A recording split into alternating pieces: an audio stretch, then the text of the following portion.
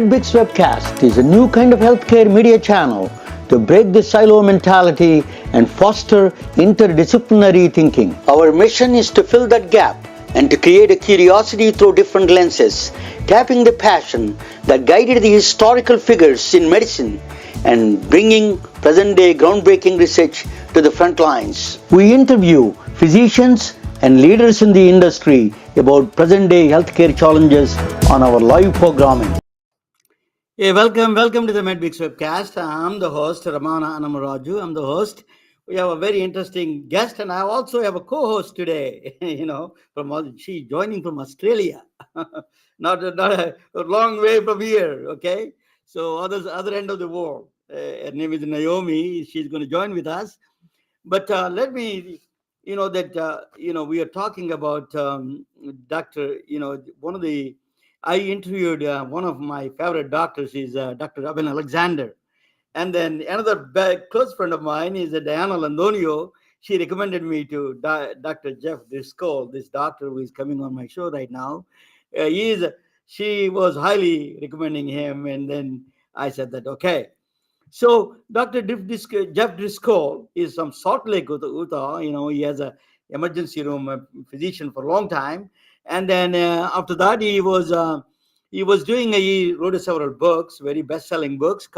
Particularly one book is a very popular book, Not Yet. It's called that book. And then after that, he is also consultant for medical devices, which is very close to my field. So I will let him tell you his background. I'm going to bring him to the main stage. Just a minute, Dr. Driscoll, and okay. Dr. Driscoll, welcome to the MedBix Webcast, Dr. Driscoll. Thank you for having me. Glad to be here. Tell us, can you give me a little bit of your professional and a little bit of personal background? If you don't mind. I grew up in rural Utah. My dream growing up was to be a professional bull rider. I used to ride rodeos, and I spent a lot of time on a horse when I was a kid. But then I ended up in college somehow against my best judgment. And 10 years later, I was a doctor. And it was the least expected thing in my life. I had no medical training in my family. It never occurred to me. But I ended up as a physician anyway. And for 25 years, I practiced emergency medicine at a level 1 trauma center. So I saw the sickest and the most severely injured patients flown in from all over the state and neighboring states. And sometimes when I'd see those patients, some of them were so severely injured or so ill that they couldn't survive. And occasionally, when they'd pass, I would see their souls or their spirit or essence, their consciousness exit their physical body at the time of death. And sometimes they'd communicate with me before they left this realm. And so I had this interesting additional thing in my career that was never discussed in medical school. And I had to learn how to process that and what to do with it. And I'm still very good friends with one such patient whose wife passed away in a car crash, and he was very severely injured in the car crash, and he was flown to my hospital. When I went in to see him, his deceased wife, who had just died, was standing in the air above the gurney observing his care, and she expressed her profound gratitude to the care that her husband was receiving. I never spoke about any of these things during my whole career. And then when I stopped seeing patients, a few months after I stopped seeing patients, something just clicked and I understood it was okay to share now. About 6 months later, I'd published my book, Not Yet, and then I started to share my experiences publicly in venues like this. Dr. Driscoll, you mentioned in your profile and everywhere that you loss of your brother. I have my brother. He is the first one from my hometown, a small village in India. He moved to Canada as a PhD student. He was in Toronto, University of Toronto. At that time, we are smallest village in the remote village in India. We don't have electricity, we don't have running water. The healthcare is non-existent actually. My father is only doctor there. That situations, he came down here and he was a really patriarch of our family. He really put us outside. He brought us outside of this poverty line, and then he introduced us the world. And then I moved here, and my whole family became slowly turned around. And because of him, that he lived full life, and then he lived in Canada, and then he went back to India for retirement. And then one day he went to a temple, and then he got a bacterial meningitis overnight. She died next day. That was a big loss to us. He was 79. He lived a full life. But that is sudden, because he's such a patriarch of our family. When I read your loss of your brother, I immediately connected with you. Tell us a little bit about that experience for you. My brother and I were very close. He was about 4 years older than I was, and so he introduced me to all the things that we never spoke about in front of my mother, and we were very close. And he took a job working on a ranch at the summer to earn some money, and he tipped a tractor over, and he died in the accident. That was just a month before my 12th birthday. And I really didn't think it impacted me. As close as I was to him, I thought that it was just part of life, and I moved on without any serious impact. But 20 years after my brother passed, he came to me, and he spoke to me, and he said, "You have to go talk with our mother. There's things she's never told you about my death." And as you might imagine, that got my attention. So I went and I sat down with my mother and I told her about this, what had happened, what my brother Stan was his name, came and told me. And she explained to me that day for the very first time. She said, "Before Stan died, I always knew where you were in the house because I could hear you singing. When your brother died, you stopped singing." And that was when I realized that his death really did impact me. It wrote on my soul and changed me in some profound way. And it was a few years after that I started to have these experiences. For example, I was driving a car one night. I was 16 years old. I was going much too fast on a little windy road, not as narrow and windy as the roads in India, but it was small road. And I had 2 or 3 friends in the car. None of us were wearing seat belts. And it was after dark, and I heard this voice, and it said, "You need to slow down." So I don't know why I heard the voice, because I was in a very rebellious time in my life. I wouldn't listen to my parents. I wouldn't listen to law enforcement. I had joked that if the divine himself or herself were sitting in the seat next to me and spoke to me, I wouldn't have listened. But this voice wrapped itself around my heart, and I slowed down. I went around the corner and hit a Cadillac, a big car, head on. I was in a Volkswagen. There was a lot of damage, but nobody was injured. I think I might have literally died that night if I hadn't have slowed down, if I hadn't have heard the voice. And it wasn't until much later, looking back, I realized it was the voice of my brother, because that was the only voice that I would have listened to. I listened to everything my brother said. He was my older brother. I looked up to him and adored him. And that's why I listened, and I think it saved my life on that occasion. You know that you're a physician. If you're saying those kind of things, sometimes a lot of people get surprised, including that in this hardcore scientist. But I attended a church in a lecture in Palo Alto by Taggart. I forgot his name. He's a ESP. The Defense Department hired him. He's one of those people in the Defense Department to do the remote viewing things. What they did. So I learned his lecture and I took a picture of him. Now I started thinking about it. If the Defense Department is thinking about these kind of things, there must be something to it. Tell us a little bit about your extrasensory perception that you have, that connecting those people. It is not that far beyond scientific realm. Tell us, what do you think in the science, and that how do you accommodate those two things? Sometimes the science and and the spiritual are difficult to distinguish because they overlap so much.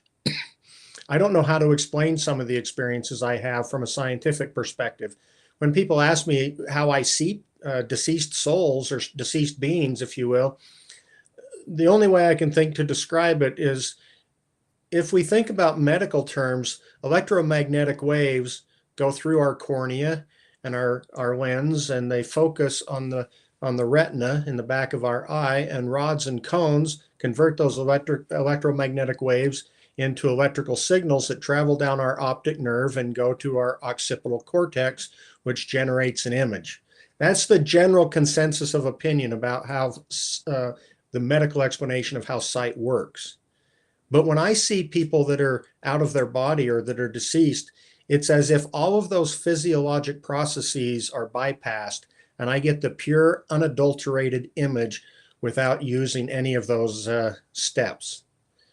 So it's a, and the thing is, see is an inadequate word, because you don't just see an individual, a soul, a spirit being, if you will, outside their body. You experience them. Because also feel and know, and you get a download of info. When Jeff Olson's wife, that's the person who I told you about that was in the car accident, and he's spoken about this publicly, so I'm not disclosing any confidences. He and I actually speak together a lot about our shared experiences. I walked over and looked down at him on the gurney because he was severely injured. And when I looked down at him, I could still see his wife standing behind me in the air, because I could see in all directions at the same time. So the overlap between what's spiritual and what's scientific is sometimes difficult to tease out. That yeah, that particularly quantum physics come in the picture. There's a lot of measurement problem. Some of it allows you something that there, Juan Maldacena, one of the leading physicists in the theoretical physics, he says that there is unspoken bond between the two particles. Unspoken bond, he calls it. So that is a bond that we feel, that you are feeling that unspoken bond, so that you are visualizing the unspoken bond. So we have still a long thing to, sometimes one of the problem with the physicists, or we are arrogant to say that we dismiss those things. I think we have to give there's a universe is huge, and then there's so many possibilities can happen. If you are thinking about multiverse is magical, all these things are magical, in fact. So it is not that far from that imagination. But Dr. Isote, you wrote a book. Tell us a little bit about your book, what that book is all about. The book is mainly about, it's mainly a memoir about some of my experiences in the emergency department. A couple of the ones I just described, and a handful of others. I remember I came to work one day. I was logging onto the computer when I became aware of a presence over my shoulder. I'd had enough experiences by then. I recognized what was going on. I understood it was the soul or spirit of the person around the corner in the resuscitation bay, whom they were trying to resuscitate from a cardiac arrest. And she asked me for help. So I stopped what I was doing on the computer. I walked around into the room, and I was in my scrubs, my lab coat. I think I was probably the department chair at the time, so nobody paid any attention to me. It was normal for me to walk into a room, even if there was another attending physician that was running the code, the resuscitation, which was the case in this instance. So I was an ancillary body, if you will, in the room. Nobody looked at me or paid any attention. I just walked over and I rested my hand gently on this woman's leg. And when I touched her leg, she asked me if she could go, if she could leave. Mind you, she's intubated. She's communicating telepathically. They're breathing for her with a bag and a tube, and they're doing chest compressions. And yet she's clearly communicating to my soul, asking if she can leave. And I remember thinking, Why would you ask me? Why would you think I have the answer to that question?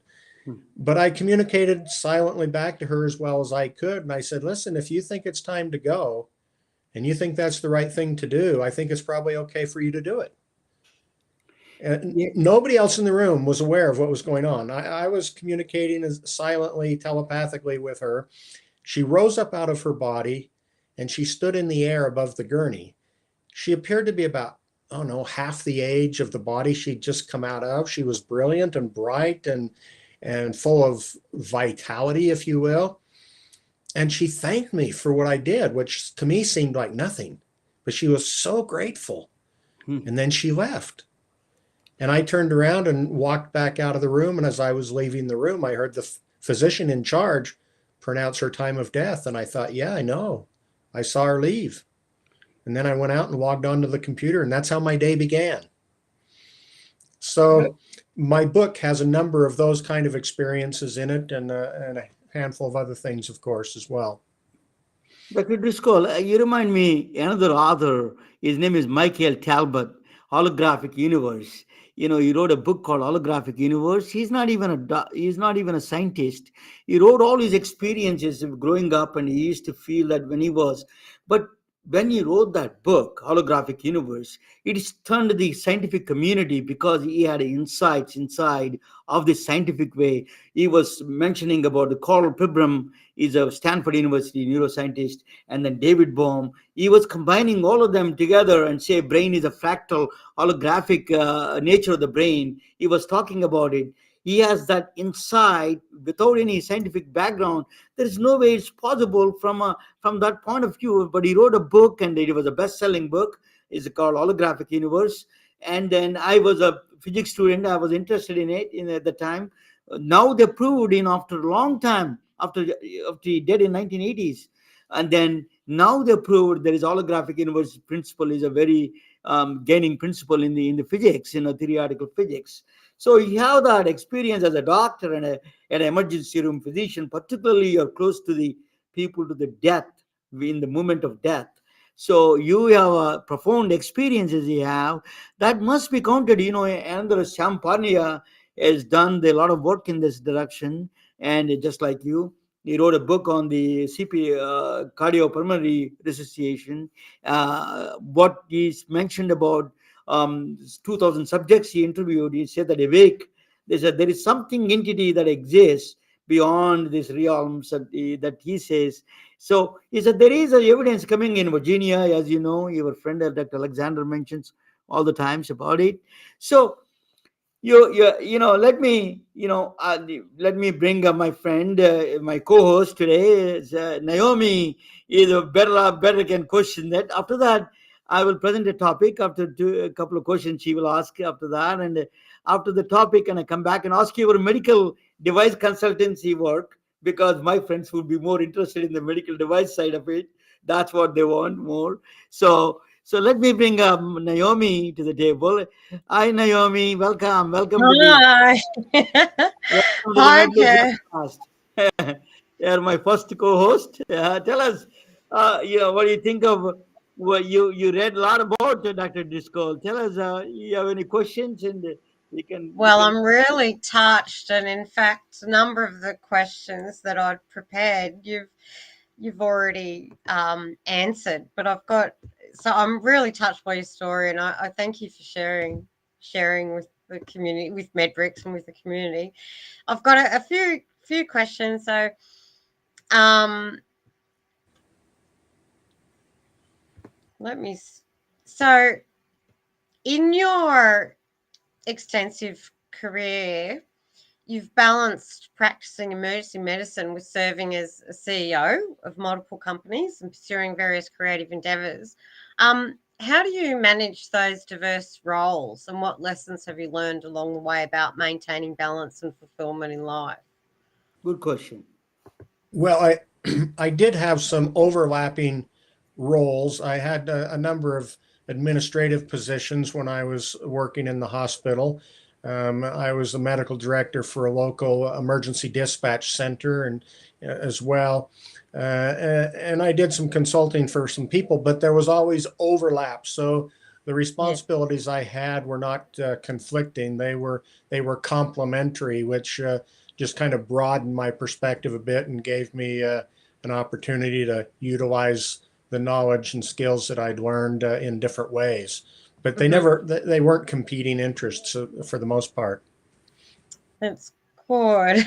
Because I understand that, especially in your, well, with our first responders, um, you know, people in emergency medicine and so on and so forth, that um, the highest, some of the highest burnout rates that we see are Yes, in your profession. emergency And that, medicine.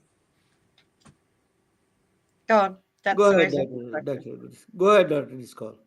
Emergency medicine does have a challenge with burnout. It's a demanding field. It requires night shifts, which are stressful on the physical demands of your body, and there is a high burnout rate. I think as a profession, people are starting to recognize that more and build in some ways to reduce the stress level, reduce the longer hours, and sustain a longer career. So, what is your advice for those people, doctors who are experiencing a serious burnout? What is your solution? Do you have a certain path for them? Could you elaborate on that one, Dr. Disco? Yeah, Can you hear first and me? foremost, you have to take a break. You have to be kind to yourself. You have to set aside the almighty dollar and work fewer shifts. You have to have some Mhm. recreation in your life, some things that are soul sustaining, and you need to talk about it. You need to have some colleagues that you network and interact with that you can understand one another and the stresses involved, and get some support. And that's not taught in medical training as a general rule.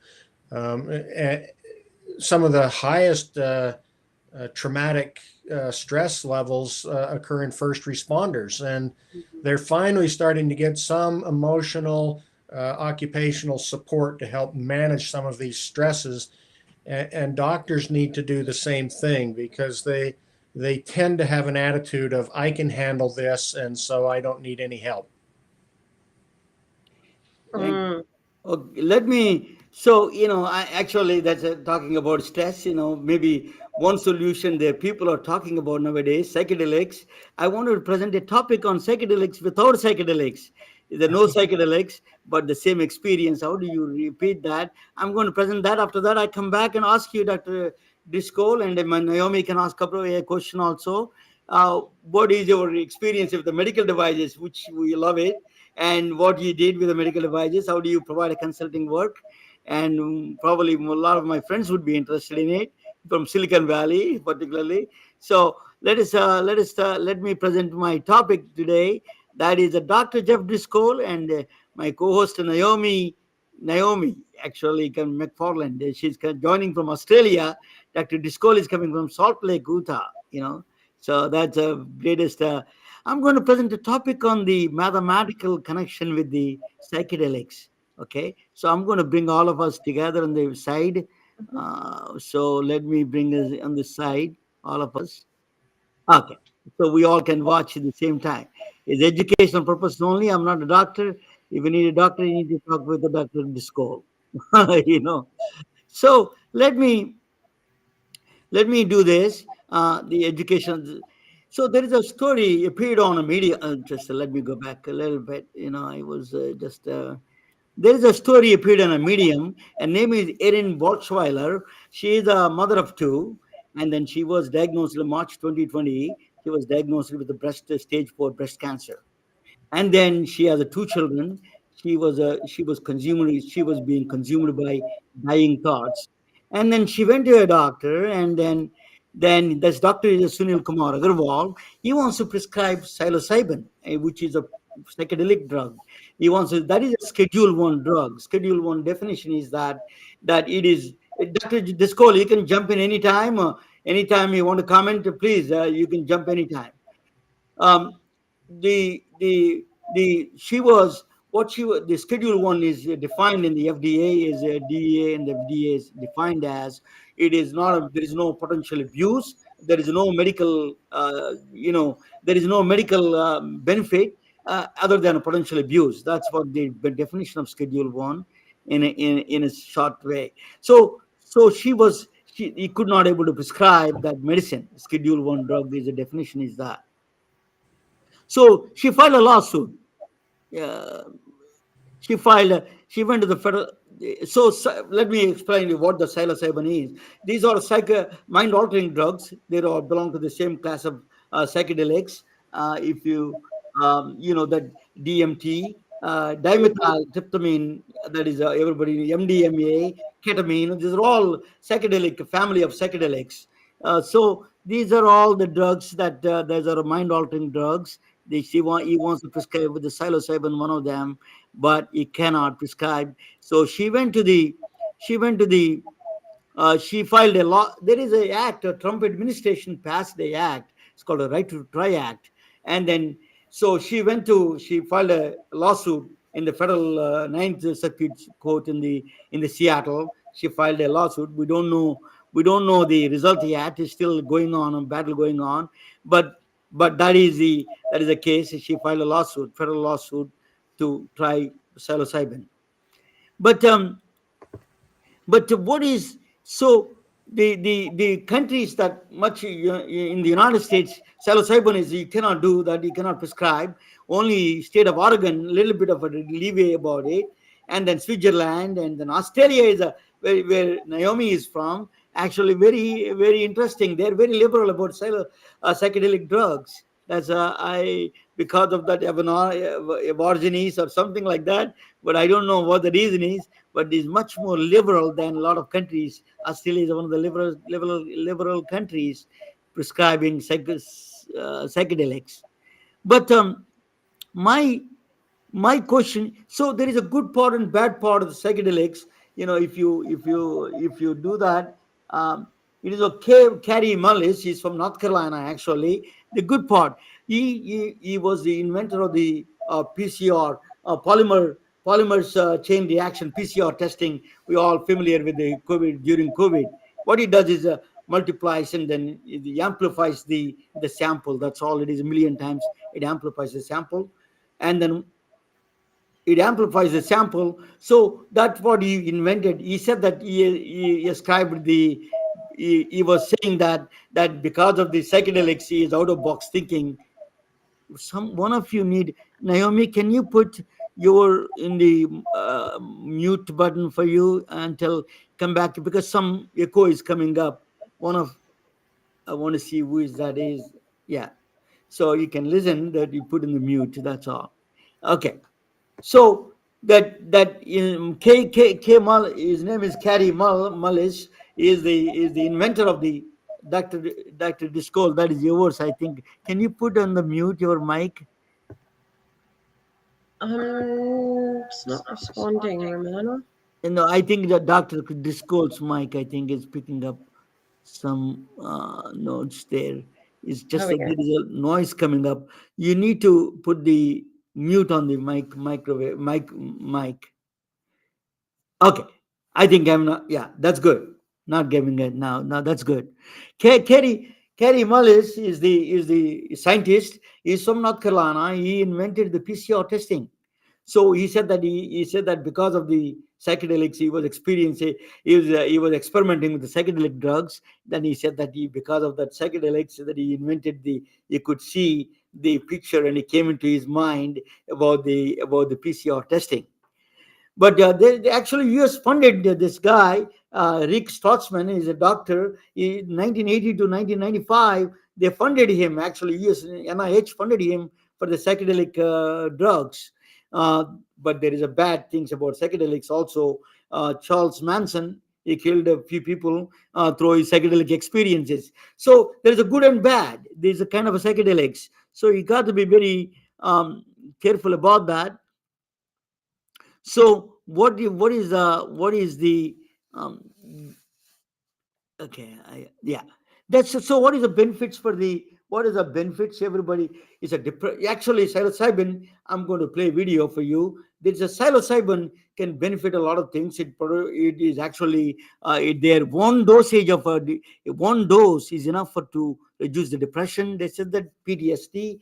Then it is a addiction, a lot of addiction. My English is not that good. Existential distress, like that lady was going through the process. That Erin Boltzweiler, she was diagnosed as a breast stage 4 cancer. That is the crisis. The best thing is to you prescribe psychedelic medicine like psilocybin. But there is a lot of adverse effects too. Acute anxiety. Sometimes they get anxiety. Psychosis can trigger the psychosis, and also there is a condition called hallucinations. Periodic hallucinations can come, and some scientists even suggested that it could be aliens are coming from other dimensions. So there are even there is a thought, at least school of thought is there from some scientists about aliens and gods. But uh, that is the that is the thing of that benefits. And let me so but there is a we cannot. So humanity is in crisis. Everybody is under, not only healthcare professionals, the whole world is humanity in a mental health crisis. Everywhere you see that this problem, we don't know, is a technological, it could be family breakdowns, psychological breakdown. Humanity is in crisis now, the mental health everywhere in the world. Even India, we never thought this is kind of things happen in India and China, but it's happening everywhere, and that is a really stunning for us. So we wanted to solve this. Is going to be bigger than economic crisis. That's what they're saying. A mental health crisis. If you don't address it. So, so how do you address? You can give it to everybody, the psilocybin to anybody. So Matthew Johnson says that is actually there is a leading scientist, and John Hopkins says that it is actually it is not a biological psilocybin. It's a psychological. It is not a biological means if you people having a sex, for example, they have the same kind of a biological experience as a psilocybin. Is not much different from that, he says. So it must be psychological. If it is psychological, then Silicon Valley is going to eat them for breakfast. That's if it is psychological, that means you can quantify things.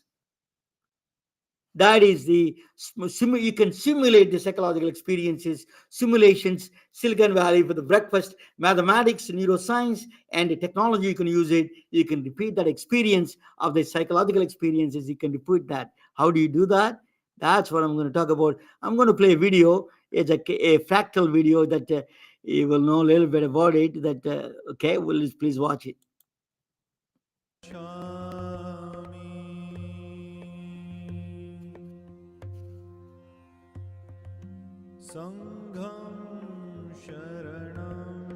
For mental relaxation, early human civilizations in the East practiced Buddha's teachings, while in the West they performed rituals. One place they mastered the consciousness through meditation, and other place they altered consciousness through psychedelics. But there is another alternative technique called consciousness hacking through technological innovation. A mathematical equation through virtual reality can offer and alter and master consciousness at the same time. A genius painter from Japan, a legendary scientist from Princeton University, and an engineer from IBM came from a different walks of life, from different times, made important contributions for consciousness hacking. Benoit Mandelbrot was hired by IBM to solve a nagging problem in the early days of telecommunications. The problem is a noise popping up while sending the data across telephone lines. Noise is an undesirable or unwanted signal that gets randomly added to the actual information carrying signal. Mandelbrot noticed a fixed pattern of noise repeating across the telephone lines irrespective of the distance the data traveled. Mandelbrot recollected seeing a similar idea before, a picture of a giant wave on a children's spiral notebook. The picture is the original painting from 18th century well-known Japanese artist Katsushika Hokusai. It is called the Great Wave of Kanagawa. Look at any part of the Great Wave, it looks very similar to the whole wave. The whole contains the parts. It looks counterintuitive, but the part also contains the whole. Their artistic expression gave rise to a new concept in mathematics called fractals. Mandelbrot discovered nature's fundamental unit repeated through a geometrical pattern. The same geometrical pattern is present everywhere in the clouds, seashores, trees, and even in the human bodies. The nervous system looks very similar to that of a lightning. The EKG of the heart signal is strikingly similar to that of a noise signal in telephone wires. If you further zoom in into the signal, the strange looking pattern emerges. The pattern is discovered by Mandelbrot, bears his name Mandelbrot set. The nature around you, the snowflakes, trees, mountains are built from these series of Mandelbrot sets. We can also observe Mandelbrot sets at the beginning of life in a woman's womb. The equation that governs the nature is spectacularly simple and displays the nature in exquisite details. Before the public understood the power of the Mandelbrot sets, Hollywood jumped in. The Star Trek movies with the fractals put the movie watchers in a trance. There is a similar, a different kind of a trance was described by an American botanist, a former New Age hippie, Terence McKenna. He frequently experimented with a psychedelic brew called ayahuasca. He chronicled his experiences through books and videos. Amazonian Indians consumed this brew on ceremonial occasions. Terence McKenna claims this brew produced visual and auditory hallucinations while his eyes were closed. He claimed his experiences profoundly changed his outlook on life. Many of them, and they come pounding toward you, and they will stop in front of you and vibrate, but then they do a very disconcerting thing, which is they jump into your body. They jump into your body, and then they jump back out again. And the whole thing is going on in this very high-speed mode where you're being presented with thousands of details per second, and you can't get a hold on, you say, my God, what's happening? In recent studies by Johns Hopkins and New York University Langone Special Unit Psychedelic Medicine Center conducted studies with the psychedelic drug psilocybin in a controlled environment. The chemical compound in psilocybin is dimethyltryptamine, in short called a DMT. The studies show a single dose of psilocybin dramatically reduced the depression with the subjects of research.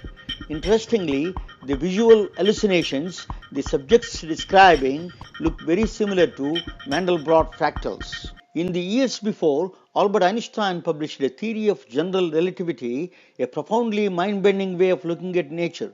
Mass tells space-time how to curve, and space-time tells mass how to move.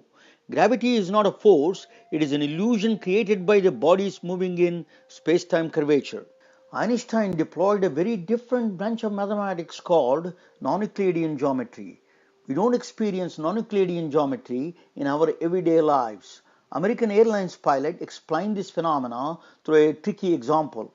The shortest route from Dallas to Hong Kong is first Dallas to Seattle, then Seattle to Alaska, then Alaska to Siberia, then Siberia to Mongolia, then Mongolia to Hong Kong. That is the shortest route.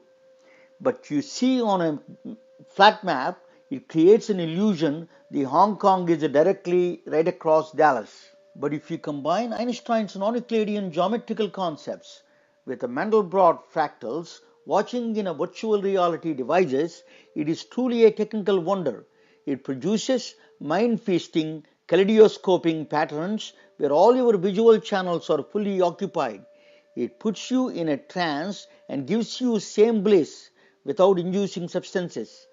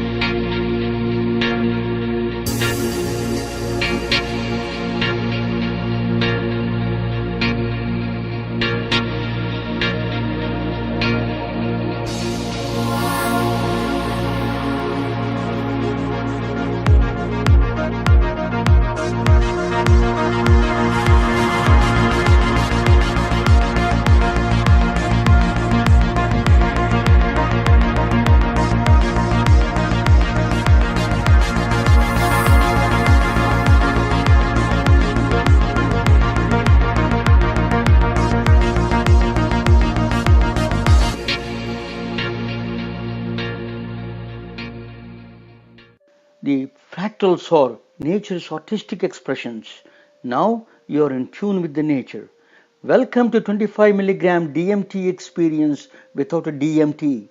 Consciousness hacking through technology is a mass mental relaxation technique for modern humans. Thank you for watching.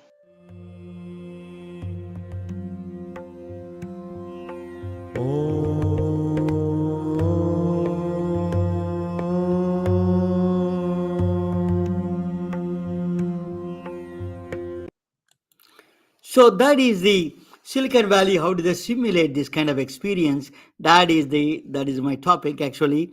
Audio visual if you think about that, there's two things that see psychedelic experience: audio visual stimulations, and then they see feeling of oneness, an abstract thing.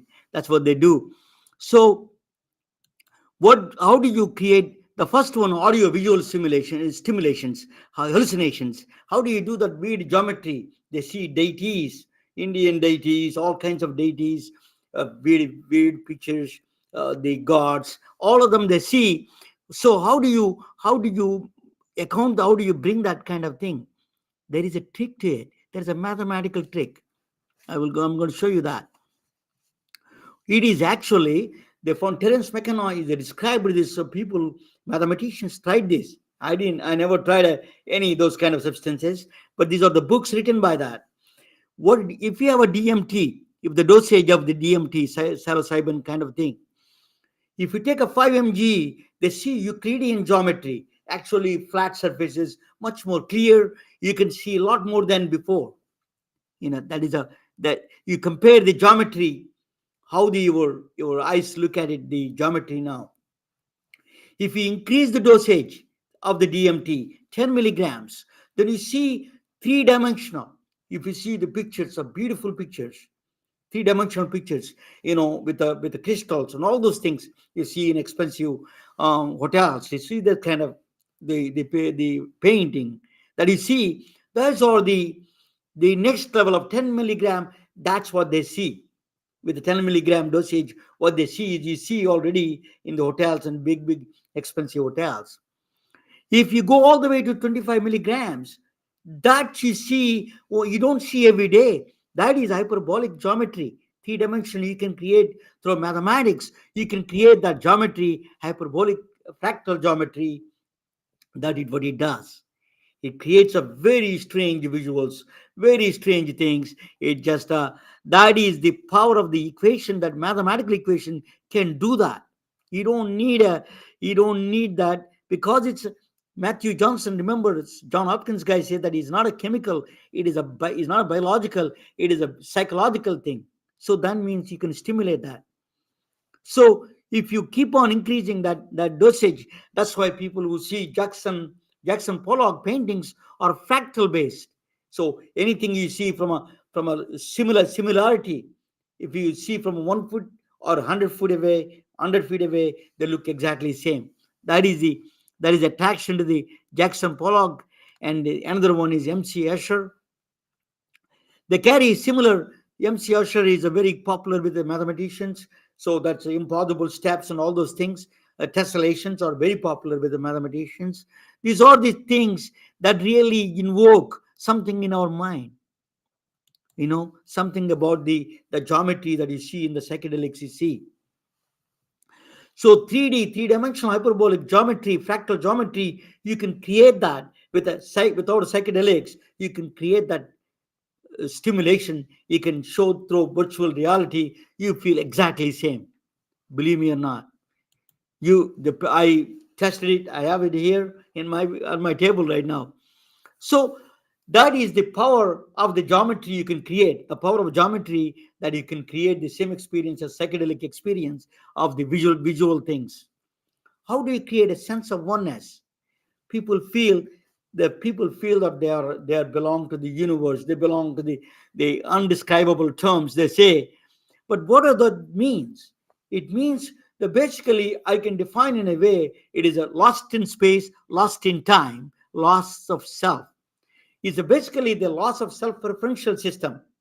Is a default mode network inside of our brain. Default mode network reminds you who you are.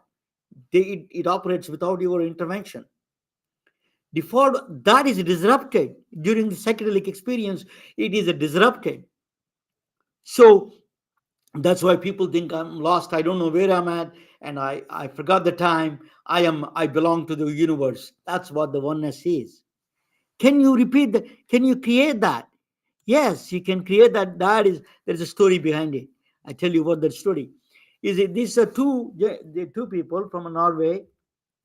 Uh, these are the two scientists from Norway. Is Edward and May Britt Moser.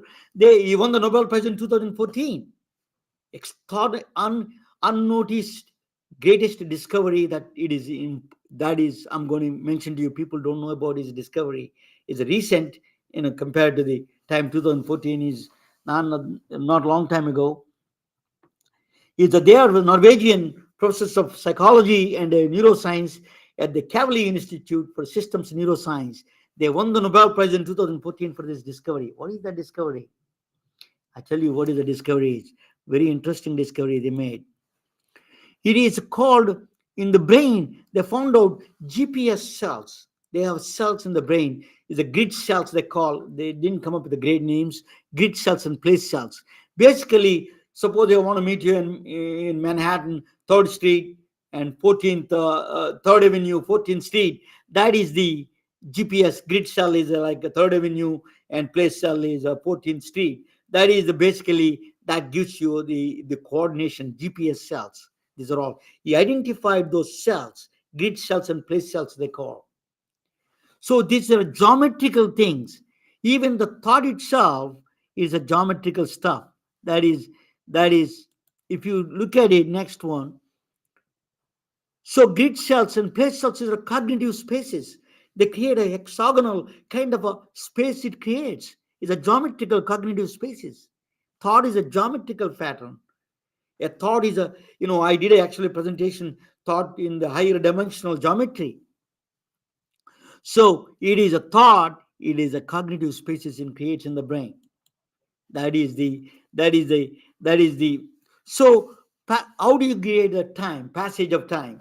This is this woman. She's from let me tell you, Laila Reddy. She's from the Laila Reddy is a scientist at the Brain and Cognitive Research Center in Siena Oras in Toulouse, France. What she found out, there are time cells. The neurons fire between to tell us. Suppose you put a tea on the stove, it tells you the time, passing of time, by firing the neurons in frequency. So when it fires in a particular pattern, that's the passing of time, because individual cell has no. So they have to compare these two cells firing each other, and then passing of the firing, that between them is a passing of a time.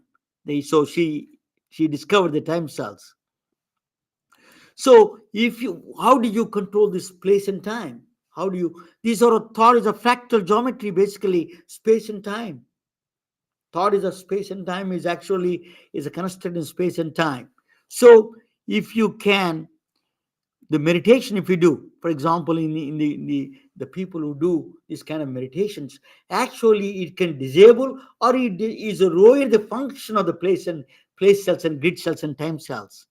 It lowered the function of the place cells and grid cells and the time cells. That means you lost in space, you lost in time. So by reducing the because of meditation, you're disabling these cells' functionality. The cells function slower. You slow down the functionality of these cells. That's what actually you can find it. They found it in EKG. Heart rate variability, it does tell you that actually. So this is one of the powerful thing that we learned. Meditation can disable these kind of place time cells, could be possibly reducing those functionality. That's why we feel oneness in that sense. So 10 minutes a day, you meditation, do that.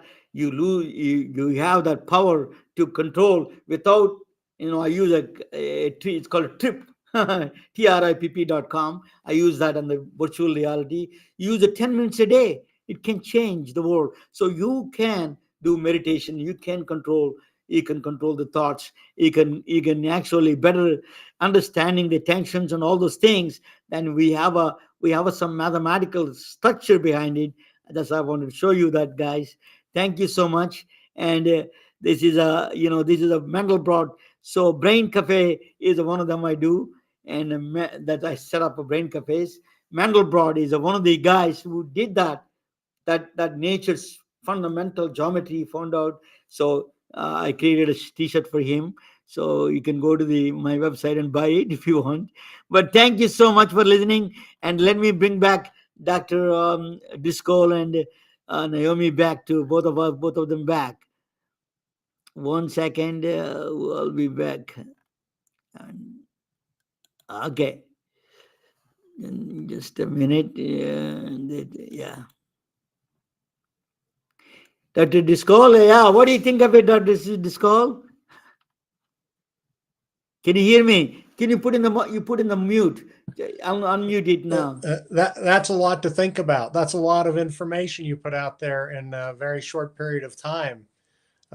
Yes. There was a theory for a long time that consciousness was created by the brain. And some people have shifted away a little bit from that and believe now that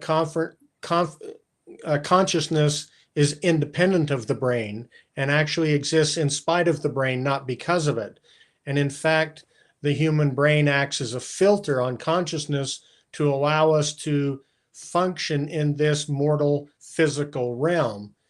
And the way it does that is it inhibits many of the normal functions of the brain that impair our abilities. And these psychedelics that you're talking about, many of them are disinhibitors.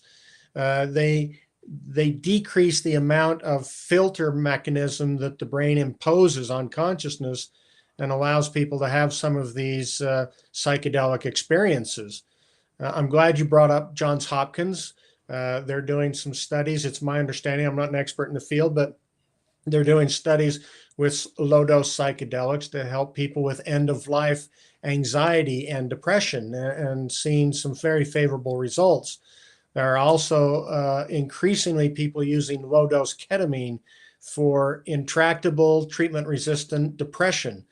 So clearly there's a role for these substances, and we're just beginning to unlock how they work.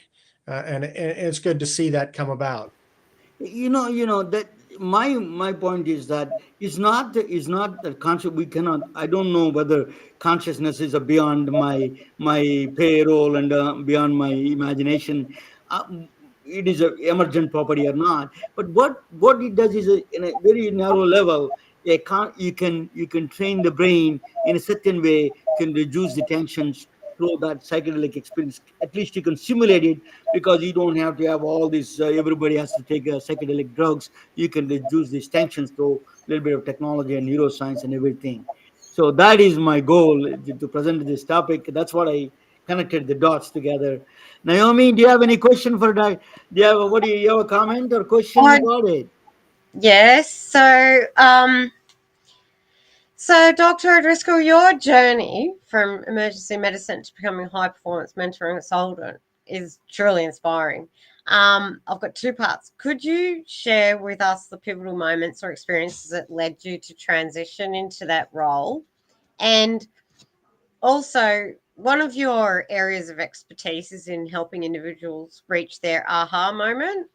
So could you elaborate on what this moment entails and share an example of your transformative experience that you've witnessed in your work? Yes, it was an accidental thing, if you will.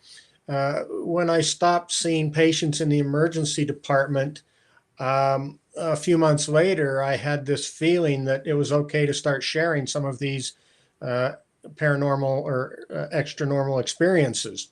And in the process of doing that and writing my book, I began having conversations with people, and they'd ask me a lot of questions about my experiences. And one of the things that I learned that I experienced quite by accident was that often I had insights into what they were asking, what they were looking for. And I had an understanding that they already had their answer. They just couldn't discover it. What they didn't need an outside source for their answer. They just needed a little bit of coaxing or encouragement or insight into how to find their own answer. And that's what I meant when I say I bring people to their aha moment, because a lot of times all you have to do is ask them the right question, and then they kind of have this realization and everything falls into place, and they're like, oh, I get it now. And that's how you know they're at their aha moment, because they go, oh, I get it. I always knew that. I just didn't remember it. It feels so normal, so complete, so natural.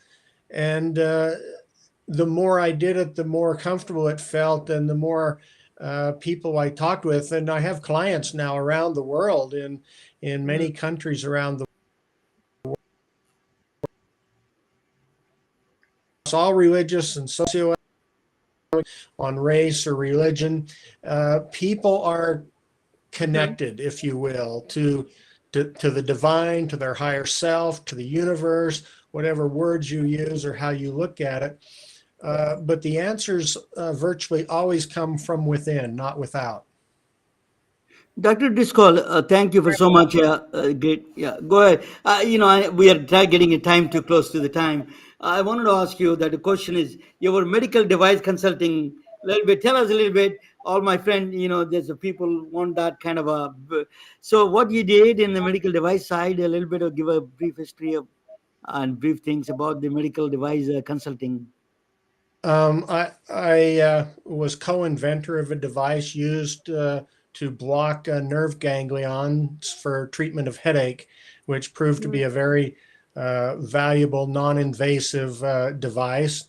And I was the chief medical officer for a company that had a bioimpedance device that used transdermal passage of electricity to risk stratify lung nodules for the presence or absence of lung cancer. Because if you have a nodule in your skin, you can just excise it and do a biopsy. But if it's in your lung, there's a lot of risk associated with biopsying it. So you want something to risk stratify those nodules to decide whether to try and biopsy them or observe them. And that was a wonderful, fascinating adventure on that job. So you do consulting work right now, that you provide consulting for the medical devices? I'm not actively doing it right now, but I'm open to it. If your colleagues need a medical opinion or a medical advisor, or they have a question, they can reach out to me. Okay, that's good. That is your email? What is that email again? Driscoll at Driscoll.jeff@gmail.com. Yes, that's a very, yeah, we all need I'm in Silicon Valley. We are all talk about only devices here, so as you know, so that's a good thing. And thank you. It is truly an honor to talk with you, Dr. Driscoll. You are one of the highly was seeking, that Diana Landonia was talking great about you, and really you're true. Thank you so much for coming on the show on the Med Breaks. Wonderful to be with you. Thank you for having me. Thank you, Naomi. Thank you for joining with us. Good night, all of you. This is good night. You can stay there. If we'll talk for a few minutes after the show, just if you stay. Thank you all, and for joining. Then let me play my final version of this, and then we will come back and. We are retelling their stories through our patented designs that can be worn on scrubs, t-shirts, printed on conference bags, and endless other promotional materials.